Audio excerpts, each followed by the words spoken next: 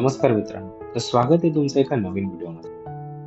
सिंधुदुर्गमधील देवगड पासून साधारण 13 किलोमीटर अंतरावर असलेल्या दाभोळे गावाजवळ हे मंदिर वसलेलं आहे. पण या मंदिराचं नाव पोखरबाव कसं पडलं याची एक गंमत आहे. या मंदिराच्या अगदी बाजूने एक डोंगर आहे. त्याला नैसर्गिकरित्या मोठं छिद्र पडलेलं आहे. या डोंगराच्या खाली संत पाण्याचा ओढा वाहत येतो आणि म्हणूनच या मंदिराला पोखरबाव असं म्हणतात. शहराचा सगळा गोंगाट विसरून आपण एका वेगळ्याच जगात येतो. मंदिराच्या आजूबाजूला सतत वाहणारे ते निर्मळ, स्वच्छ पाणी आणि पक्ष्यांचा किलबिलाट मनाला तृप्त करून टाकतो. इथल्या गाभाऱ्यात प्रवेश केल्यावर काळ्या पाषाणात बाप्पाची अत्यंत सुंदर आणि विलोभनीय मूर्ती आपले लक्ष वेधून घेते.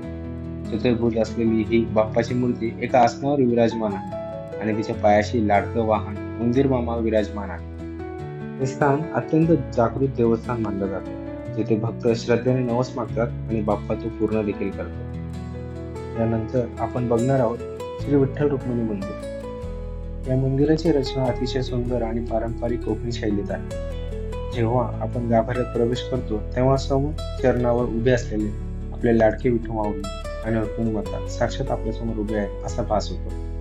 काळ्या पाषाणातील या मूर्तीचे रूप इतके मनमोहक आणि टवटवीत आहे की भक्तांचे सगळे श्रम क्षणार्धात नाहीसे होत. इथे येणारा प्रत्येक भक्त मनोभावे विठुरायाच्या चरणी लीन होतो.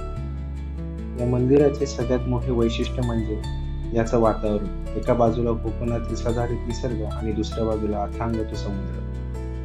तर मित्रांनो, भेटूया पुढच्या व्हिडिओ. धन्यवाद.